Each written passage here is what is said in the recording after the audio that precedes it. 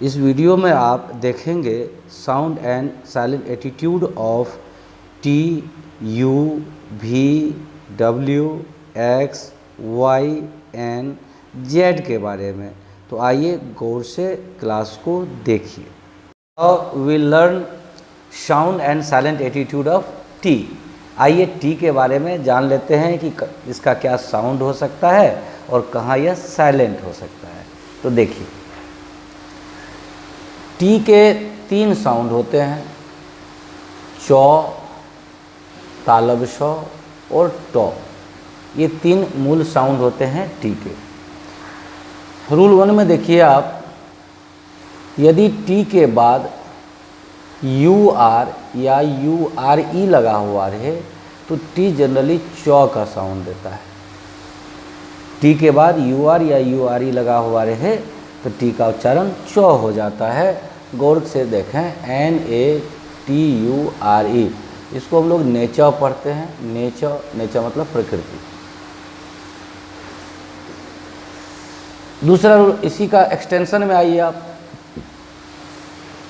यदि एस रहे, टी रहे और आई ओ एन रहे, ध्यान दीजिए कि टी के तुरंत पहले एस रहे और तुरंत बाद में आई ओ एन रहे, ऐसा वाला टी का उच्चारण भी चौ हो जाता है। ध्यान से समझने की कोशिश कीजिए कि टी से तुरंत पहले एस रहे और तुरंत बाद में आई ओ एन रहे तो टी का उच्चारण चौ हो जाता है। ध्यान से देखिए, Q U E S T I O N.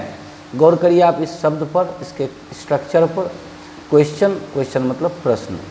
अब देखिए एस है और आई ओ एन है, ये जो टी है इसका उच्चारण यहाँ देखिए चौ हो गया है। ये शब्द तो आप लोग बचपन से सही बोलते आए हैं, लेकिन ध्यान से इस शब्द को देखिए आप, S U double G E S T I O N. Teacher लोग भी इसको सजेशन बोलते हैं, लेकिन अब आप सजेशन नहीं बोलेंगे, अब आप इसका शुद्ध उच्चारण बोलेंगे सजेशन। यहाँ भी वही चीज़ है, एस और आई ओ एन के बीच में जो टी है उसका उच्चारण चौ होना ही है, इसलिए यह सजेशन नहीं है, यह है सजेशन। उसी तरह से आप देखेंगे कि बायोलॉजी में आप एक चैप्टर पढ़े होंगे, D I G E S T I O N. इसको डाइजेशन नहीं पढ़ा जाता है, यह है डाइजेशन। गौर से देख लीजिए आप इसको, डाइजेशन का मतलब होता है पाचन। यहाँ भी देखिए एस और आई यू एन के बीच में जो टी था उसका उच्चारण चौ हो रहा है। उसी तरह से भीड़ भाड़ को आप मोबाइल में कभी कभी बात करते होंगे तो आपको सुनना पड़ता होगा कि due to the congestion of the network. तो गौर से देखिए शब्द को आप, C U O N G E S T I O N. गौर करिए शब्द पर भी, कंजेशन। कंजेशन मतलब होता है भीड़ भाड़। अब यहाँ भी देखिए एस और आई एन के बीच में टी था, उच्चारण चौ का हो गया है। तो आपने देखा कि टी 2 अवस्थाओं में चौ का साउंड देगा, या तो इसके आगे यू आर या यू आर ई लगा हुआ रहे, या फिर इसके पहले एस और इसके बाद में आई ओ एन आ जाए तो टी का उच्चारण चौ हो जाता है। अब आइए इसके दूसरे उच्चारण को ध्यान से देखते हैं हम लोग। रूल 2 पे आइए, यदि टी के बाद आई ए लगा हुआ रहे या आई ई लगा हुआ रहे या आई ओ लगा हुआ रहे, ऐसा वाला टी उच्चारण देगा आपको तालब्य शौ का, यानी इंग्लिश में यदि बोलें तो एस एच है, ये तालब्य शौ का उदाहरण साउंड देगा। जैसे गौर करिए आप, I N I T I A L. अब यहाँ देखिए टी के बाद आई ए आया है, इसलिए इसका उच्चारण होगा इनिशियल। इनिशियल का मतलब होता है प्रारंभिक। अब गौर करिए इस टी का उच्चारण क्या हो गया है, तालब्य शौ हो गया है। इसी तरह से आप एक और शब्द देखिए, I N I T I A T I V E. इसको हम लोग पढ़ते हैं इनिशिएटिव। इनिशिएटिव का मतलब होता है पहल। इनिशिएट मतलब पहल करना, इनिशिएट। यहाँ भी देखिए आप, इस टी के बाद आई ए आया था, तालब शौ हुआ, इस टी के बाद आई ए नहीं आया है, इसलिए टॉ हो गया है। तो आपने देखा। अब दूसरे पे आ जाइए, P A T I E N T. गौर करिए टी के बाद आई ई आ गया है, इसलिए उच्चारण हो जाएगा पेशेंट। पेशेंट का 2 मतलब होता है, एक तो रोगी और दूसरा धैर्यवान, धीरज वाला, क्योंकि टी के बाद आई आया था इसलिए तालव्य स्व का उच्चारण हो गया। उसी तरह से STATION, गौर करिए यहाँ कि इस टी के बाद सिर्फ ए था इसलिए ट है, इसके बाद आई हो गया इसलिए तालव्य स्व हो गया। स्टेशन, इसको हम पढ़ते हैं, स्टेशन मतलब पड़ाव या ठहराव होता है। कोई बच्चा आपसे पूछ दे आकर कि यहाँ 2 टी है, एक टी यहाँ दूसरा टी यहाँ, एक टी का उच्चारण ट हो रहा है दूसरे का तालव्य स्व हो रहा है, क्यों? तो अब आप उसको बता सकते हैं कि इस टी के बाद आई ओ आ गया है इसलिए इस टी का उच्चारण तालव्य स्व हो गया है। तो आपने देखा कि टी के बाद यदि आई ए, आई ई या फिर आई ओ को रख दें हम तो टी तालव्य स्व हो जाता है। आइए इसके तीसरे साउंड पे आ जाते हैं हम लोग। तीसरे में फिर वही बात होगी कि इन द रेस्ट प्लेसेस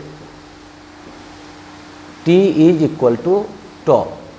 अब कहीं भी आप टी को रखेंगे वो 2 नियमों को यदि छोड़ दें तो टी का उच्चारण ट हो जाएगा। जैसे TANK, टैंक,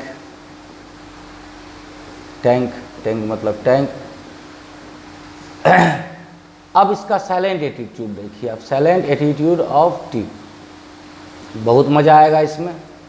साइलेंट एटीट्यूड को जान लीजिए क्योंकि इससे संबंधित कई गलतियां बचपन से हम लोग करते आए हैं, अब ऐसा नहीं होगा। अब ध्यान देखिए कि if a word ends in TEN, ध्यान से देखिए, the T has no sound. Hindi में समझना चाहें तो ऐसे समझ सकते हैं आप कि यदि किसी भी शब्द के अंत में TN लगा हुआ रहे, मैं बार बार कह रहा हूँ शब्द के अंत में लगा हुआ रहे, आप कहिएगा सीधे 10 में टी का उच्चारण नहीं होगा तो N पढ़ेंगे, ऐसा नहीं है। शब्द के अंत में यदि TEN लगा हुआ रहेगा तो ये टी जो है ये साइलेंट हो जाएगा। जैसे आप देखिए OFTEN, इसको हम लोग ऑफन पढ़ते हैं, ऑफन, ऑफन मतलब प्रायः। अब गौर करिए आप कि TN लास्ट में था, टी साइलेंट हो गया है। उसी तरह से SOFTEN है तो हम लोग इसको सॉफन पढ़ेंगे। सॉफन मतलब मुलायम बनाना, कोमल करना, मुलायम बनाना या कोमल करना होता है। यहाँ भी देखिए TN लास्ट में था, टी साइलेंट हो गया है।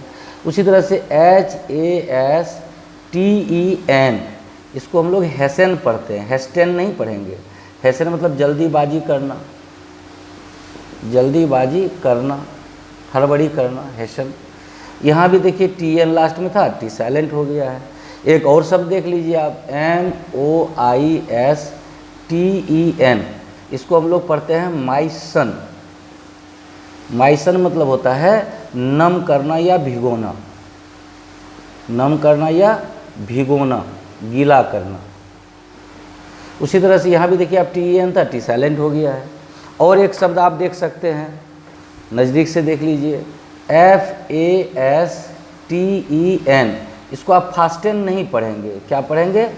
फासेन। फासेन का मतलब होता है बांधना, फासेन मतलब बांधना। यहाँ भी TEN था इसीलिए आप देख लीजिए फासेन, FASTEN, फासेन का मतलब बांधना होता है। इसको आप फास्टेन नहीं पढ़ सकते क्योंकि नियम के अनुसार TEN शब्द के अंत में आया है, टी साइलेंट हो जाएगा। अब हम लोग नेक्स्ट इसके बारे में कुछ स्पेशल चीज़ देख लें। आज तक आप लोगों ने TH का 2 ही साउंड देखा होगा। ये जो TH है इसका आपने 2 साउंड देखा होगा, या तो थ या तो द। जैसे THIN है तो आप इसको थिन पढ़ते हो, थिन मतलब दुबला होता है। या फिर THIS है तो आप इसको डिस पढ़ते हो, डिस का मतलब यह होता है। लेकिन कभी आपने TH का उच्चारण TH इक्वल टू ट पढ़ा है? TH का उच्चारण ट भी होता है और TH का उच्चारण ठ भी होता है अंग्रेजी में। इस चीज़ को आज आप लोग जान लीजिए क्योंकि अंग्रेजी में बहुत सारे शब्द हिंदी से लिए गए हैं, इसलिए TH का उच्चारण ठ भी होता है। पहले ट को देखिए आप, THAMES, अंग्रेजी इंग्लैंड की भाषा है और इंग्लैंड की राजधानी लंदन है, और लंदन जिस नदी के किनारे बसा हुआ है उसे टेम्स कहते हैं। लेकिन अमूमन यदि आप किसी से टेम्स का स्पेलिंग पूछ दें तो वो गड़बड़ा जाता है, यही है टेम्स का स्पेलिंग। ध्यान से आप देख लीजिए, THAMES, टेम्स, ये नदी है जिसके किनारे लंदन बसा हुआ है। आपने देखा कि यहाँ TH का उच्चारण ट हो गया है। उसी तरह से दूसरा वर्ड है THOMAS, इसको टॉमस पढ़ा जाता है, थॉमस नहीं पढ़ा जाता है। ये टाइटल है, आपने टॉमस रॉ का नाम सुना होगा, टॉमस रॉ। यहाँ भी TH का उच्चारण ट हो रहा है। अब देखिए TH बराबर ठ, जैसे आप डिक्शनरी में देखेंगे THERA, इसको ठठेरा पढ़ा जाता है। जो ठठेरा हिंदी में भी होता है, ठठेरा अंग्रेजी में भी होता है। तो TH का उच्चारण आपने देखा कि थ और द के अतिरिक्त ट और ठ भी होता है। मुझे पूरा विश्वास है कि आप टी को पूरी तरह से समझ गए होंगे। आइए अब हम लोग sound and silent attitude of you के बारे में जानते हैं। देखिए, यू का कई साउंड होता है। अ होता है, हर्ष ऊ होता है, यू होता है, यो होता है। आप गौर से देखें कि यू का कई साउंड होता है, अ, हर्ष ऊ, यू और यू।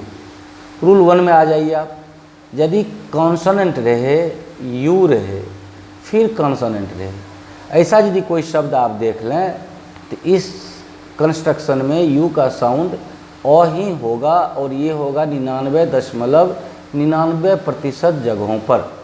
इसके मात्र 12 गो अपवाद हैं जिसे आप अभी लिख लेंगे। अन्यथा जब भी consonant plus you plus consonant आएगा, यू का उच्चारण अ हो जाएगा। जैसे आप देखिए RUB को हम लोग रब पढ़ते हैं, रब मतलब होता है रगड़ना।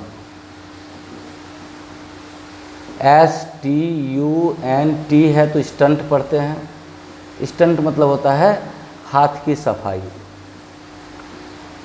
हाथ की सफाई कहिए, कलाबाजी कहिए, जो भी कहिए आप कह सकते हैं। आपने देखा, अब इसका जो अपवाद होगा, इसका जो एक्सेप्शंस होगा 12 गो, वही रूल 2 को फॉर्म करेगा। यानी रूल 2 को फॉर्म करेगा मीन्स यू इक्वल टू हर्ष ऊ हो जाएगा। मात्र 12 शब्द है, इसलिए दिक्कत नहीं होगी आप लोगों को।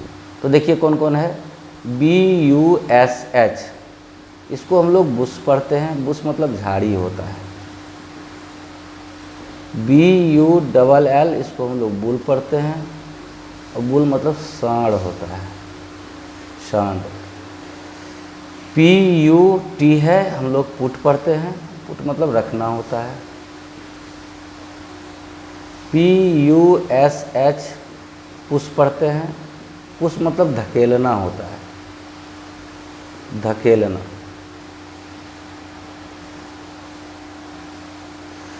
PULL, इसको हम लोग पुल कहते हैं, पुल मतलब खींचना होता है।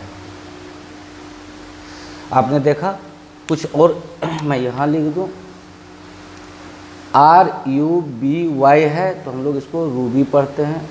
रूबी का मतलब होता है मानिक पत्थर, रूबी का मतलब मानिक पत्थर होता है। TRUTH है, इसको हम लोग ट्रूथ पढ़ते हैं, ट्रूथ मतलब सत्य होता है। STUDENT है, स्टूडेंट पढ़ते हैं हम लोग इसको। ध्यान से देखिए इसका उच्चारण, स्टूडेंट, डेंट नहीं पढ़ते, स्टूडेंट, स्टूडेंट। स्टूडेंट मतलब विद्यार्थी होता है। यहाँ भी सब जगह यू का उच्चारण हर्ष ऊ हो रहा है, ध्यान से देख लीजिए आप। उसी तरह से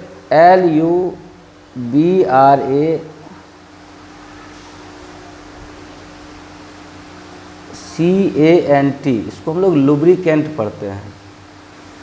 लुब्रिकेंट, लुब्रिकेंट मतलब स्नेहक होता है, स्नेहक। जैसे आप इसको लेप के रूप में भी ले सकते हैं, मोबिल वगैरह लुब्रिकेंट के ग्रुप में आता है। उससे से होता है लुक्रेटिव, LUCRATIVE, लुक्रेटिव। इसका हिंदी में मतलब होता है आकर्षक। तो आपने देखा कि इन शब्दों में यू का साउंड और नहीं होकर हर्ष से ऊ हो जाता है। ये सारे शब्द ऐसे हैं जहाँ पर यू का साउंड और नहीं होकर हर्ष से ऊ हो जाता है। अब आप रूल नंबर 3 पे आ जाए।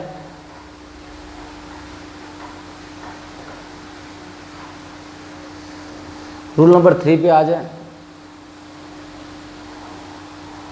Consonant plus you plus consonant, ये आर नहीं होना चाहिए, प्लस ई लगा हुआ रहे तो इस यू का उच्चारण हो जाएगा यू।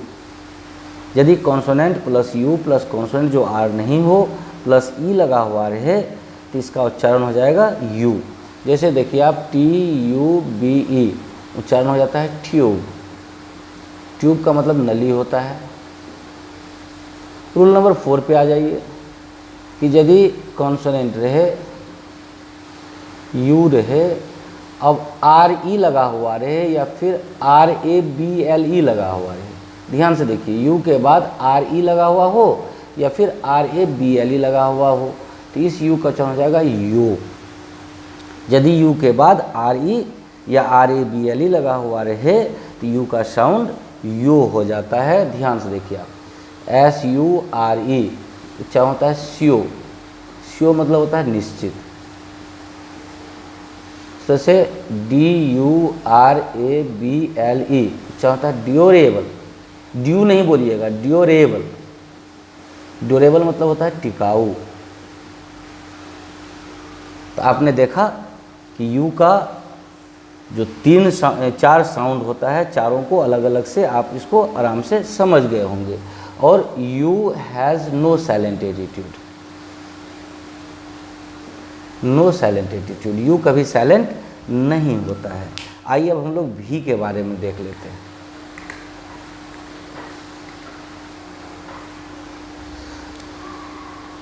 भी का एकमात्र साउंड होता है वो। भी का साउंड भ नहीं होता है। इस बात पर आप लोग गंभीरता से ध्यान दें। ध्यान से देखिए इस शब्द को VERY, इसको वेरी नहीं पढ़ा जाता है, इसको पढ़ा जाता है वेरी। वेरी मतलब बहुत, वेरी गुड, वेरी गुड बोलना चाहिए, वेरी गुड नहीं। अब इसको थोड़ा सा उच्चारण में अंतर करिए आप, VARY कर दीजिए स्पेलिंग में, इसका उच्चारण होगा वैरी। वैरी मतलब होता है अंतर, अंतर होना। इसी से वेरिएबल बना है, इसी से वेरिएबल बना है। और भी का भी हैज़ नो साइलेंट एटीट्यूड, भी कभी साइलेंट नहीं होता है। आइए अब हम लोग W के बारे में जान लें। W शुरू में रहेगा तो व का साउंड देगा, बीच या अंत में आएगा तो कॉरस्पॉन्डिंग वॉयल का साउंड देने लगेगा। ये चर्चा पहले भी हो चुकी है कि W यदि शुरू में रहेगा तो कॉन्सोनेंट यानी व का साउंड देगा, बीच या अंत में ला दें तो ये कॉरस्पॉन्डिंग वॉयल का साउंड देने लगता है। जैसे देखिए आप WATCH, इसको हम लोग वॉच पढ़ते हैं। वॉच का 2 मतलब होता है, एक तो घड़ी जो आप जानते हैं, दूसरा होता है पहरा देना। यदि वर्ब में रखेंगे वॉच तो इसका मतलब हो जाएगा पहरा देना। यहाँ पर W का साउंड वो हो रहा है जो कॉन्सोनेंट है। पीछे बीच में रख करके देखें, जैसे बीच में रखते हैं आप तो इसको आउल पढ़ते हैं। आउल मतलब उल्लू होता है। आपने इसका उच्चारण देखा कि W यहाँ पर उच्चारण दे रहा है हर्ष ऊ का। लास्ट में रख के देखें आप तो इसको भी हम लोग काऊ पढ़ते हैं। यहाँ पर काऊ मतलब गाय होता है, यहाँ भी W का उच्चारण हर्ष ऊ हो जाता है। तो मैं ये बताना चाह रहा था कि W यदि शुरू में रहे तो कॉन्सोनेंट वो का साउंड देगा, बीच या अंत में आ जाए तो ये कॉरस्पॉन्डिंग वॉयल का साउंड देने लगता है। अब आइए इसका साइलेंट एटीट्यूड के बारे में जान लें कि क्या W कहीं साइलेंट होता है। बिल्कुल होता है। साइलेंट एटीट्यूड ऑफ W कहाँ साइलेंट होता है ये देख लीजिए आप। यदि W के तुरंत बाद आप R रख दें, ये W हो जाएगा साइलेंट। यानी W के तुरंत बाद यदि R रहे तो W साइलेंट हो जाएगा। W के तुरंत बाद if W is followed by R, W has no sound at all. R रख दें, इसका साउंड ख़त्म हो जाएगा। जैसे आप देखिए WRITE, आपने बचपन से पढ़ा है इसको। राइट, वो राइट नहीं पढ़ते हैं। राइट मतलब होता है लिखना। ये राइट मतलब तो आप लोग जानते हैं। कुछ और राइट देख लीजिए, एक होता है WRIGST, इसको हम लोग पढ़ते हैं राइट। और ये टाइटल है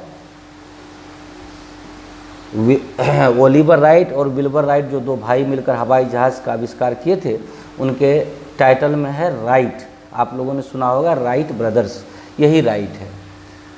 कुछ और देख लीजिए जिसका यहाँ पर तो मतलब नहीं, लेकिन फिर भी आप लोगों को देखना चाहिए, जानना चाहिए। RITE का उच्चारण भी राइट होता है। इस राइट का मतलब होता है क्रियाक्रम, जिसको श्राद्ध कर्म हम लोग कहते हैं, फनरल राइट। क्रियाक्रम या श्राद्ध कर्म को भी राइट कहा जाता है। राइट एंड रिचुअल्स आप लोगों ने शायद सुना हो। एक और शब्द है RIOT, इसका लेकिन उच्चारण होता है रायट। राइट का मतलब होता है दंगा, लेकिन गांव जवार में आप सुनते होंगे राइट हो गया, हिंदू मुस्लिम राइट हो गया। ये राइट नहीं, रायट होता है। तो आप उच्चारण को यदि उपयुक्त रूप से नहीं करते हैं तो फिर दिक्कत होगी। तो मैं बता रहा था कि जब भी W के बाद R आ जाए तो W अपना साउंड लूज़ कर देता है। जैसे आप देखिए WRINKLE, इसको वरिंकल नहीं पढ़ के हम लोग रिंकल पढ़ते हैं। और रिंकल का मतलब झुर्री होता है, झुर्री होता है। यहाँ भी देखिए W के बाद R आया है तो W अपना साउंड लूज कर दिया है। तो जब भी W के बाद R रख दिया जाए, W का अपना कोई साउंड नहीं होगा। मुझे पूरा विश्वास है कि आप लोग V और W को बड़े अच्छे तरह से समझ लिए होंगे। यदि किसी भी तरह की कोई दिक्कत हो तो आप फेसबुक पर कमेंट कर सकते हैं या यूट्यूब पर भी कमेंट कर सकते हैं। Study about the sound and silent attitude of X। Just see it. X के दो साउंड होते हैं। यदि आप इसको शुरू में रख दें तो ये बड़ी जॉ का साउंड देता है, बीच या अंत में रखेंगे तो कोसो संयुक्त का साउंड देता है। X के दो साउंड होते हैं। एक ही शब्द में दोनों उदाहरण आपको मिल जाएगा। X यहाँ शुरू में है और लास्ट में भी है। इसका उच्चारण होता है जेरोक्स, और जेरोक्स का मतलब होता है छाया प्रतिलिपि। छाया प्रतिलिपि निकालना भी कह सकते हैं और सीधे प्रतिलिपि भी कह सकते हैं। नाउन वर्ब दोनों है। जेरोक्स मतलब छाया प्रतिलिपि भी कह सकते हैं, छाया प्रतिलिपि निकालना भी कह सकते हैं। और मज़े की बात यह है कि X has no silent attitude. X silent नहीं होता है, लेकिन X के साथ कुछ खासियत है, आज आप जान लें। Special about X।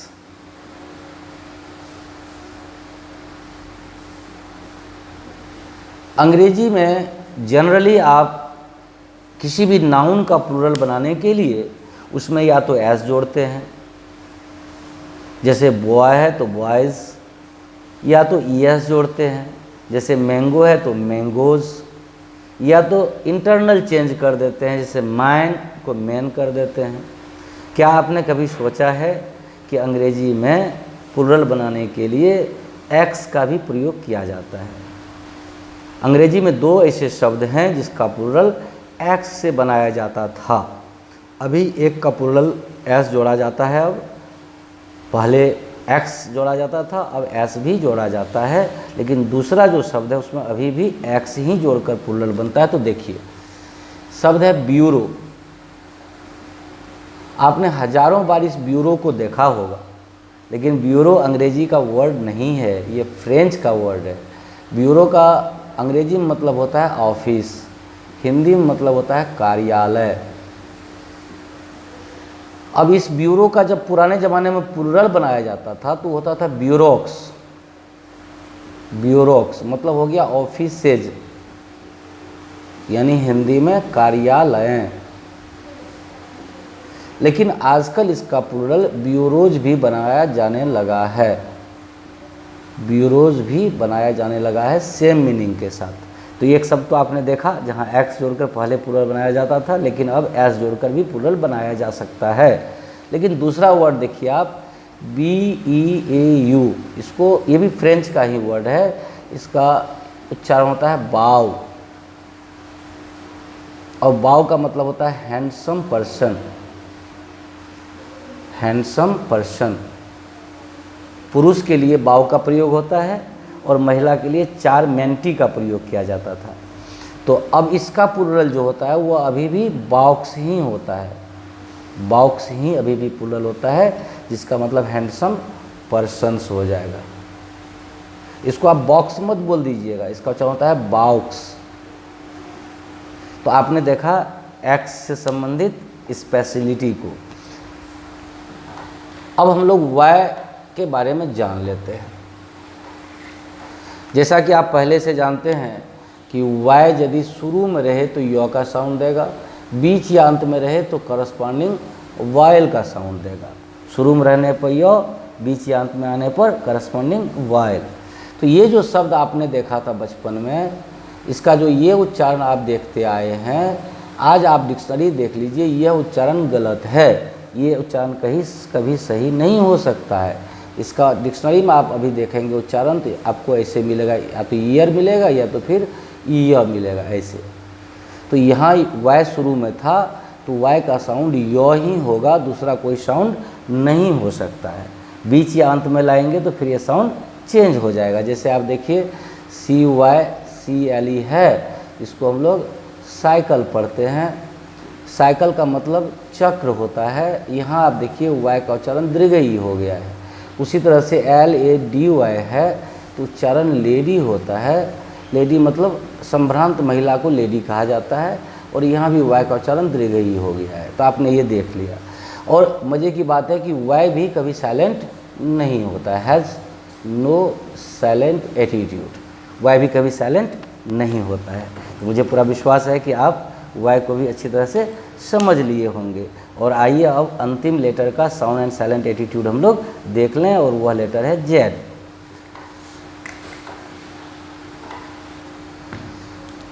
ये लेटर जो आप देख रहे हैं, इसको ब्रिटिश इंग्लिश प्रोनाउंसिएशन में जेड पढ़ते हैं। लेकिन यदि इसको अमेरिकन इंग्लिश प्रोनाउंसिएशन में ले जाएं हम, तो इसको जी पढ़ा जाता है। ब्रिटिश में जेड और अमेरिकन में जी। आप इसे कहीं भी रख दें, इसका उच्चारण बड़ी जॉ ही होगा ब्रिटिश इंग्लिश में।